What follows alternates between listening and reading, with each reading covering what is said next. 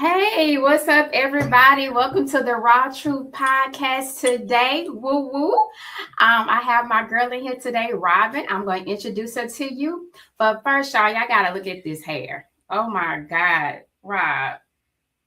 I literally just put this in here and it acts like my real hair. Right, as it should. It's too much. It's never too much. It's too much. Ladies, it's never. That is our thing going forward. It's never too much. It's too much. All right, everybody, I want you to like and share today. Go to our YouTube channel today, and we also on Spotify. Hit like, hit share. Go to our social media networks as well. Hit like, hit share. And so we're going to talk about Miss Robin Bennett. Tell us a little bit about you, sister girl. So my name, of course, like she said, my name is Robin Bennett, born and raised in South Baton Rouge, Louisiana, and true South Baton Rouge girl. Do you hear me? And for the most part, I'm a girl's girl. I'm a people's girl.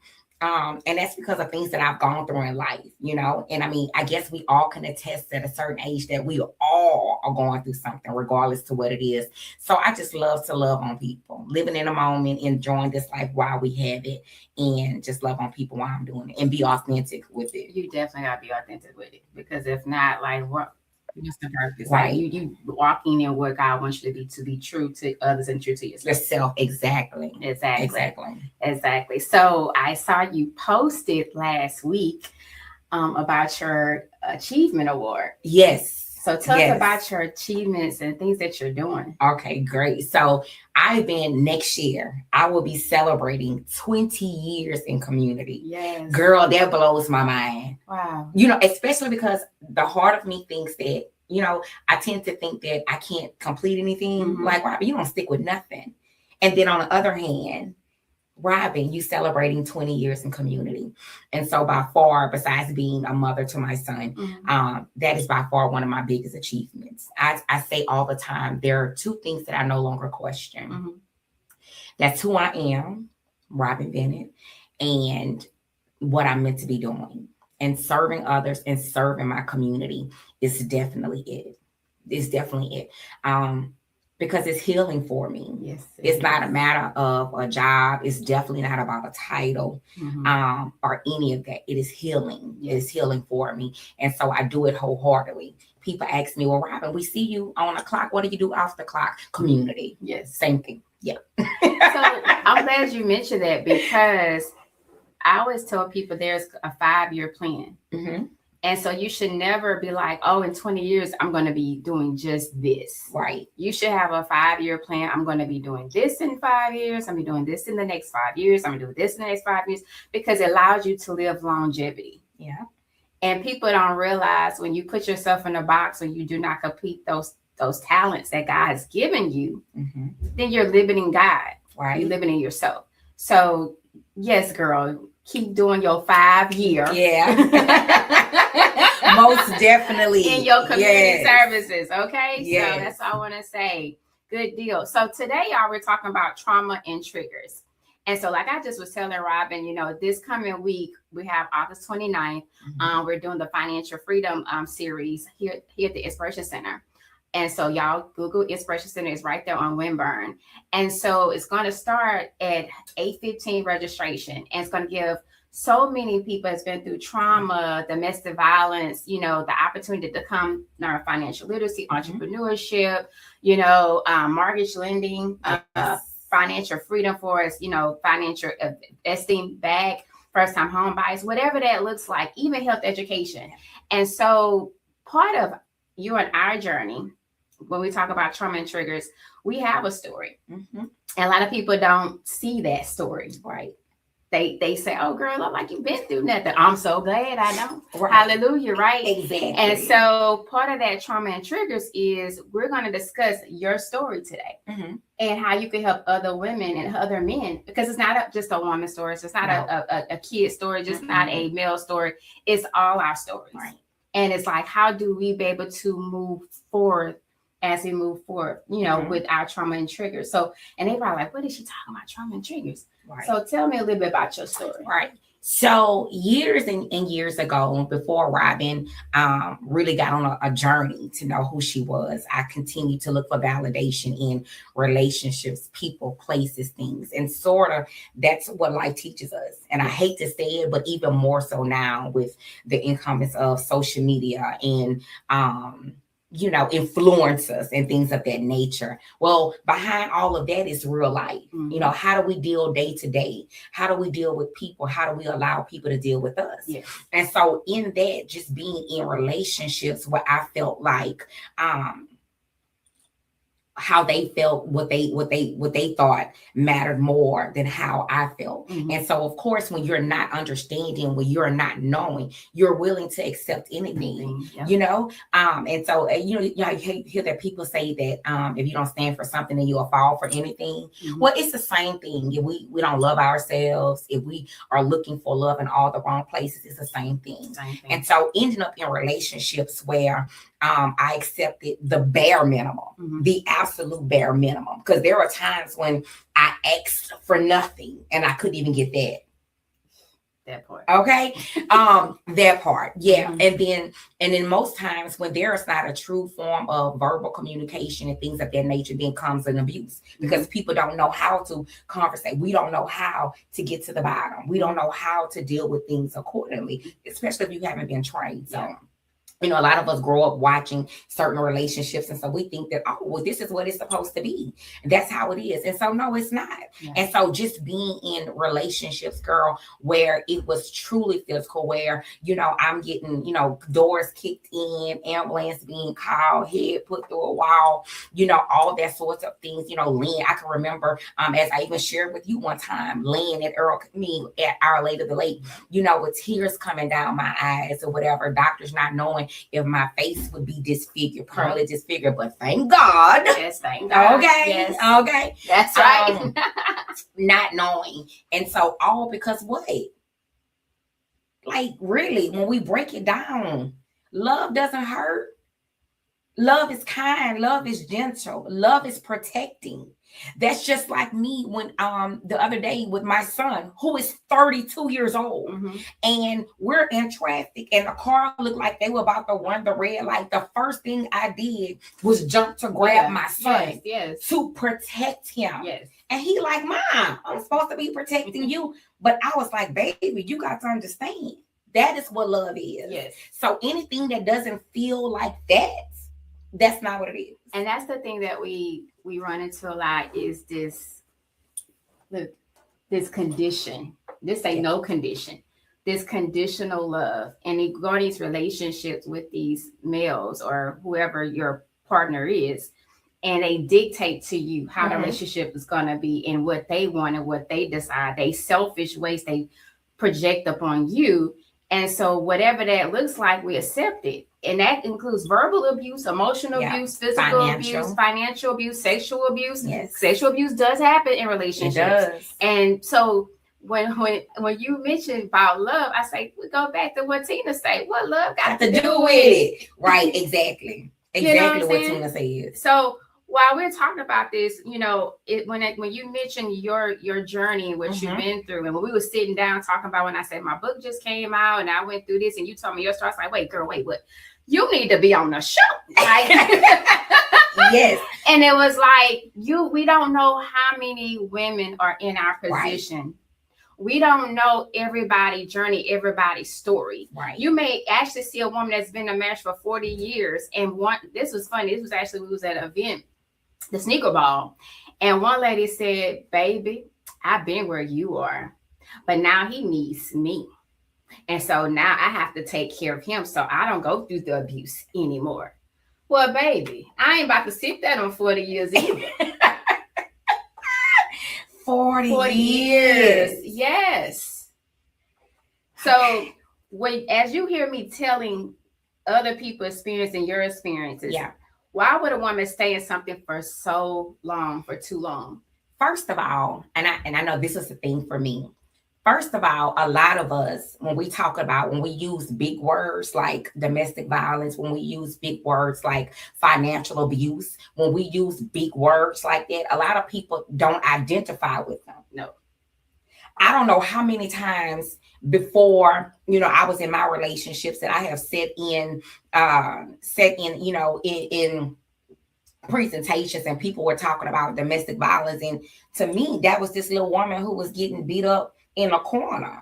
You know what I mean? But because I was taught, I'm gonna fight back, and we're gonna do this, and we're gonna do that, and that couldn't be me. Exactly. When if you would have opened up the Webster's dictionary, I would have been the poster child. Yes.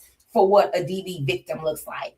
And so it's all in learning. And I'm seeing it for both sides of the situation. And so most of the times those traumas comes from things when we're little. And so we don't know how to contain our anger. We don't know how to agree to disagree without it becoming physical, that sort of a thing. And so that's why, and I love how you always affiliate triggers with trauma, because people don't understand. Yes, there are things that trigger us. It's still to this day.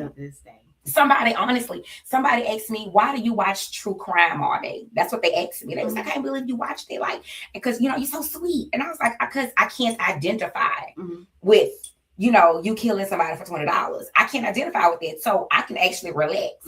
But when you put on reality TV and they cheating on each other and fighting and cussing, that brings up what? A trigger for you. Because I can identify with that. Exactly. Do you see what I'm saying? And so that's why it's so important. And I love that you're doing what you're doing. I love the book. And so people can understand that, we still get triggered behind all of it. And no, we don't look like what we've been through. But that's the thing. And the only thing that separates us from those that are going through it or who look like it is the fact that we've mastered the art of not looking like it. Yes. That is it. That is the only thing. So as they continue to listen to your podcast and read the book and learn from it, then they too will get this art down. That we don't look like it. Then the Bible says we're overcome by the words of our testimony. Yes. So I'm no longer dealing with that, because some of us think, that don't bother me no more. No, you just haven't been faced with it. Exactly. Yeah, and so like I was telling Pastor last week on the other podcast, I said when we talk about grown men or little boys, so that's like men and that are little boys in a man body, the ones that went through something when he was a child and never got healed because he's still that child waiting for mama or whoever to tend to him, or maybe daddy to treat them right, then they bring that into our life, right, in our older age, and then we dealing with these grown boy syndromes, whatever that temper tantrum looks like, and that's their trigger, them coming at us, right. And so I do feel like women do stay at stuff too long because we too busy trying to figure out how to raise a grown boy. Right. And you know what? And then it's also, like you say, guys, it's vice versa. We do understand. Yes. But you're absolutely right. And then when we're talking about stand and stuff, we also too, because especially for women, there's nothing like our resilience. And for the most part, a lot of us don't want to, a lot of us don't want to feel like failures. So I'll take this abuse at home, or I'll go through this for the sake of everybody not knowing. Yeah. You understand what I'm saying? Yeah. So it's so many different reasons why people choose to say. And then too, and to be a true and open and honest domestic violence advocate, the most dangerous time for a victim is when they get ready to leave anyway. Yeah. So just leaving is never the answer. There has to be a plan put in place. Yes. Where can you go safely, where they won't find you? Do you need protective custody? Do you need this? Do you need that? That's sort of it. There needs to be a plan in place. So and don't call your girls. Don't run to your mama house where they know you're going. That sort of a thing. So we're not just saying that, but when we're talking about the reasons why we stay, it could be several reasons. But only we can decide when enough is enough and when we've had enough. Yes. And prayerfully, it's before it's too late. And that's what I give God glory for, and thanking him for that bit. And I'm glad you said that. So what was it for you when you finally realized that was it for you? It was time to get out. Because it was no longer, we get into, and also abuse in these types of toxic relationship, it makes us go into a shell. And so for me, living in my shell, living in my bubble, but when I realized that what I was going through was not only affecting me, but affecting those around me, my family, my siblings, I was like, oh no. Yeah. And so even in a moment when I didn't want better for myself, I wanted better for them. Yes. You understand? And I want people to understand that and know that that is perfectly fine and it is okay. It is a journey. I'm a lifelong learner. I will be learning to the day that I leave here. And because I think the day that we stop learning is the day we stop growing. Yeah.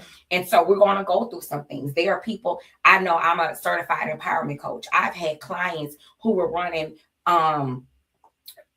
huge companies who were going home getting beat to a pulp or being verbally abused while they felt this big. And you step outside your door and people are bowing at your feet because you're so amazing. Yes. That sort of a thing. So let's peel back the layers of why we allow those things to sit and happen. And I know even for me, that happens. Like, you know, we don't want to seem like a failure. And then at the same token, if I can help all these other people, why can't I help this one that I'm in love with? Right. You see what I'm saying? Yes. Right. And the simple answer is because they have to want it for themselves. Exactly. Yeah. It was something you said, and I'm glad you said that. What made me finally walk away when he called my daughter a loser. Wow.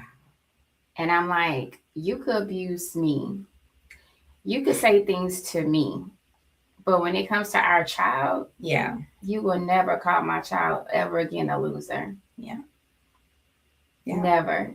Now, from this day, he was like, oh, man, the best child I had. You know, he give her all her accolades and stuff like that. But it's like, if I would have stayed, her self-esteem would have been tore down. Yeah. And it's a learning, it's a learning journey, honestly, for both victims, for both abusers, because the thing is, you know, a lot of us, we do spend a lot of time with the victims because we don't want them to be victims.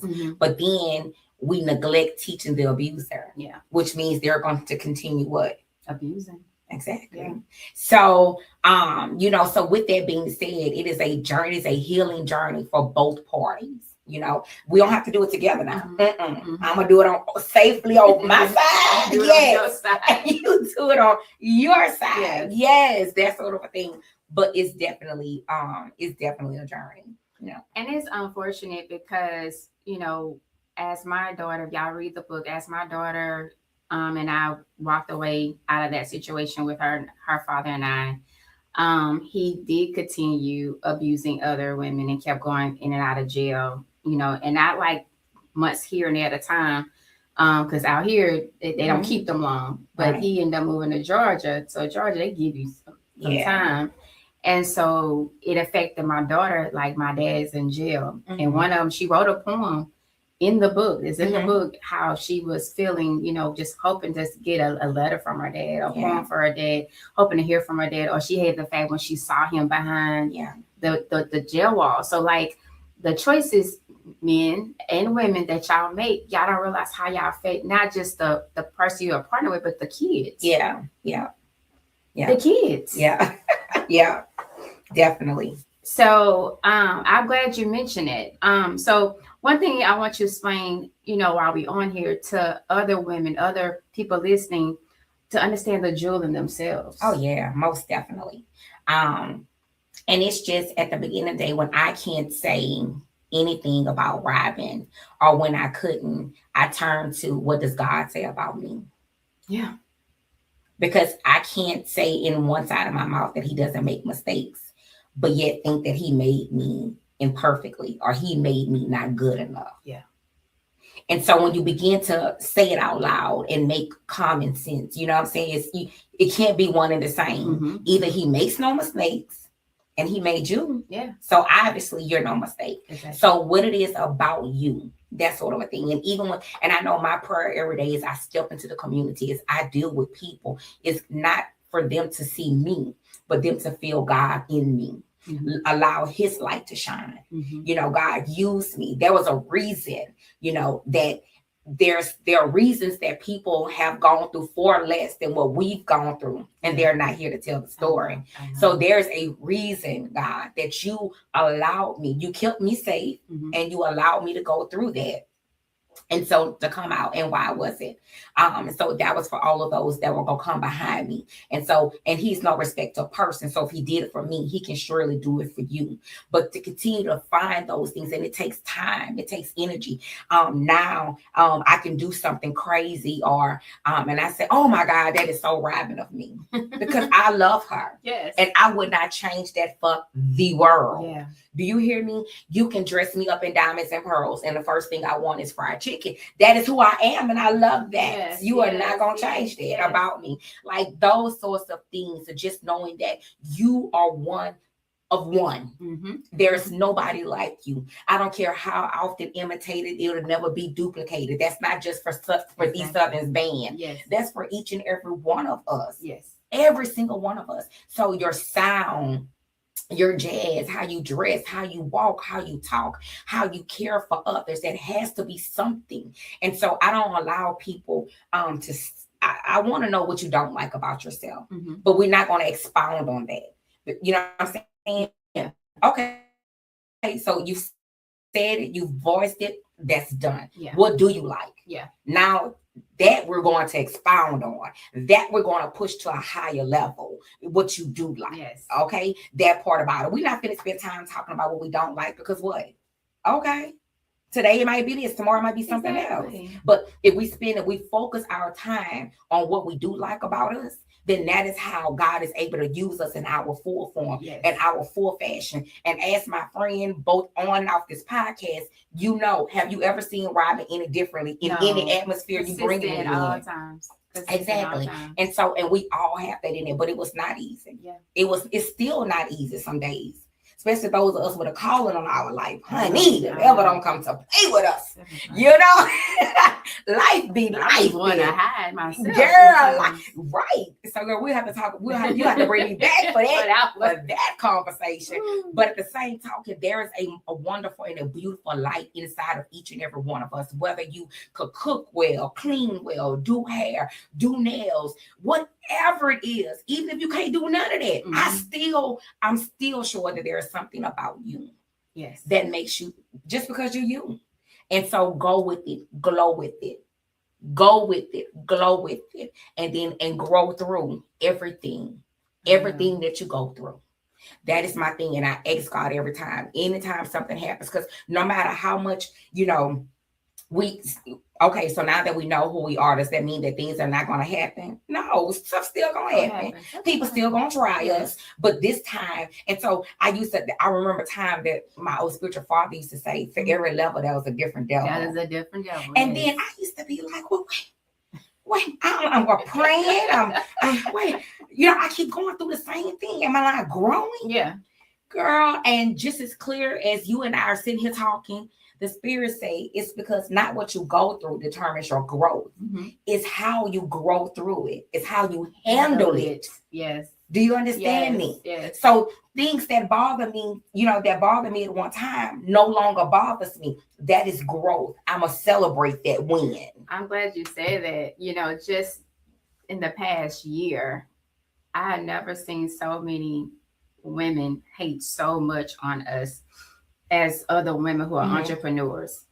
And if they see you winning, I gotta find a way to bring her down. Wow. So baby, when I say they kept making up stories, 5 months you here, 5 months you there, it was like, are you serious right now? Wow. When God finally said, I'm gonna show you how to overcome this. Yeah. He did. I mean, it took several tries. Yeah. Several beat downs. But he showed me. And it does, and it happens. And God, pray for them that they learn, because that's got to be a miserable feeling. You understand? That's got to be quite miserable. Like, dang, she overcame this. I can't believe this, Yeah. But, God is not asleep. God is one thing. God is not an author of confusion, not an author of lies. He's an amazing person. He is our protector, our provider. He does keep us. Even the women that's right now listening, saying, or men listening, say, hey, you don't know what I've been through since I was a child. I've been beat down since I was a child. God says he will be there for you. Yeah. All he is waiting for you to say, help me. All he's waiting for you to say, come to me. All he wants you to say, come, come as you are. He will love you. And he will send a John the Baptist to come be your promised land, to keep you, to go ahead of you, to pave the way, you know. And so like we continue to forget the story of the Bible. Because the Bible's still real, but it just reoccurred in these days. It's just different time, different setup, different clothing, different music, you know, whatever that looks like, you know. But at the end of the day, he still is the same God, forever God and forevermore. Yes. So next thing I want to ask you is, what did you do to start walking in self-love and in your healing? Because you talked about, like, you know, you giving yourself motivation, you saying, you know, I could do this, I could do that. But kind of like right after that last situation you was in, what was like your first step? Okay. Yeah. So as I, you know, get ready to celebrate my 20 years in community, and I you know, still that's a lot to say. Yes. My first job in community was for Family Road of Greater Baton Rouge. And so I was community outreach, you know, hired by Miss Dina Morrison, who's still the CEO, and Levi Matthews, who's still their community coordinator. And so I was hired to go into the community and to talk about domestic violence and STDs and things like that to young mothers. Okay. And so here I had filled out a piece of paper looking for a job. But I told God before they even hired me, is that God, you know, at that time, that's when I had just started my search, just started my journey. And I said, God, I don't just want another job. I need a job that's going to feed my soul. And so I get this job, and I'm working with these young girls who are first-time moms with this amazing program. And so I remember we did a day for them, for the moms, and they can come, and we had a caterer and we decorated, and it was a day for them. And she could decorate too, girl. Yes. And so we had this amazing day. And in this talk, you know, before I speak, always I ask God, I say, God, please speak to me and speak through me. As I speak, please don't let your daughters be led astray by my words, but have them follow yours. 20 years later, I still say that every time I take a stage. And so as I shared with these young ladies, there were some things, there were some traumas and things that I had been through in my life that I had not yet even disclosed to my family. Yet it came out in this room of strangers. These, you know, physically, you know, through my eyes, they were strangers, but our hearts were all the same. Yeah. And so God allowed for it to come out. Afterwards, I went into the bathroom, and we were at the garden center on over off of Goodwood at the garden center. And I went to the bathroom, and I was getting myself together because, of course, you know, I'm very emotional. So I was like, wow, like, you really just said that, you know, you had been molested. My family did not know that. And as I was standing there, one of the young moms came into the bathroom, and she was washing her little hands. And so she was like, Miss Robin, man, you would have been through some of the same stuff. Looking at you, I would have never known it. I wouldn't have never known this and never known that. And we shared, and we talked, and we hugged, and she walked out the bathroom. And then the Spirit said, you wanted to know why you? That's why. Because it's true. Anytime we go through something, that's the first question we ask. Yeah. Why me? Yeah. Why not you? Yeah. With your selfish self. What make you better than anybody else? But that's not it. It's the fact that was your moment to be a testimony for her. Yes. And not just her, but those in that room as well. So all of those questions. So every time for all of my life, my mom died when I was a little girl from breast cancer. I never knew my father. We could sit here all day and talk about trauma. Yeah. This is all before the age of 5 and 6. Jesus Christ, yes. In your formative years. So we could say, because I did that one day. I remember I went into a company, and I was teaching them trauma to trust. And I asked them what the trauma looked like to them. And so they began to tell me. And of course, it's what we think of, the downtrodden person, or the person that's going through this, or the person that look like they're not keeping themselves up. And so on the next slide, I had my picture. And they were like, yeah, me. This is exactly what it looks like. So we can't. So going back to that moment with that young lady, for all of those years of my life, I had always questioned God, why me? Why me? And when that baby came into that bathroom and shared that moment with me, and when she walked out, God said, you wanted to know why? That's why. So that's why I'm not afraid to. I keep continuing to tell my story. I continue to love on people. I continue to show people the grace that God shows me continually. Because trust me, there's why, I always tell people, deal with your trauma. If not your trauma, deal with you. Yes, it will. All right. Yes, and so the Robin that you have now was not always the Robin that was here, because I was miserable. Hell, there was times that I pray, God, if you love me, you won't let me wake up tomorrow. Ooh, let's talk about it. Yes. Let's talk about trauma. Yeah. I'm not talking about somebody cutting you over at the red light. That ain't trauma. I'm not talking about your check being a day late. That ain't trauma. Exactly. Do you understand me? It's an irritation, but it is not trauma. So if you want to talk about deep-rooted trauma, if you want to talk about generational trauma, if you want to talk about financial trauma, if you want to talk about how some of us deal with different traumas all at one time. And that's a form of a pizza. Yeah.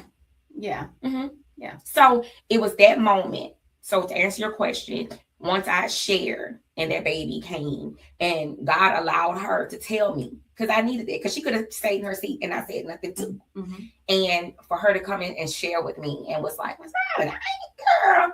And I was like, come here, my baby. And we shared a moment and that was it. And so I forever love, of course, God, the calling that's on my life, Family Road of Greater Baton Rouge, for giving me the platform to be able to start this journey. Yes. And I now sit on their board of executive directors. Yes, there you go. They still taking care of the girls. There's a place to go because, even then, and then too, girl, see, I needed an hour. Because it wasn't just like the trauma that I went through with that, but I was a 17-year-old mom who got pregnant in high school. And it was hard, girl. You understand? It wasn't celebrated like it's celebrated now. No. For young girls to, our mamas wasn't giving us showers and stuff like that then. Back then, you was ostracized. Like you were, what? I had a. But what's crazy? Like even with TD Jake's daughter, when she was 14. And honestly, we know that over time of the past 10, 15 years now that happened to her. But back then, we didn't know that. We sure didn't. And so we knew TD Jake's daughter went through that. Then maybe we wouldn't have felt the shame. Right. Yeah. Like we didn't know. And then too, y'all, oh my God, that's why I love my community, because there are things like that we don't know. So, then we blame each other for not knowing when none of us know. Yeah. You know what I'm saying? When none of us know, and we're all probably just doing the best we can to get through the day. Sort of a thing. Sure. Right. So that moment was my moment. That moment for me was the defining moment. And I have not looked back. And it's why I'll be celebrating 20 years in community next year. Now, the thing is, you already told the good, bad, and the ugly. And y'all, Lecrae has a song that says, it's called Good, Bad, and Ugly. You should have played it. But now, the woman who you are now, as of today. Yes. What do people say now about Robin and her good, bad, and ugly now? Oh my God. Honestly, I'm always taken aback at the love that I get from my community. It means so much to me. The support that I still often feel that I'm not worthy of.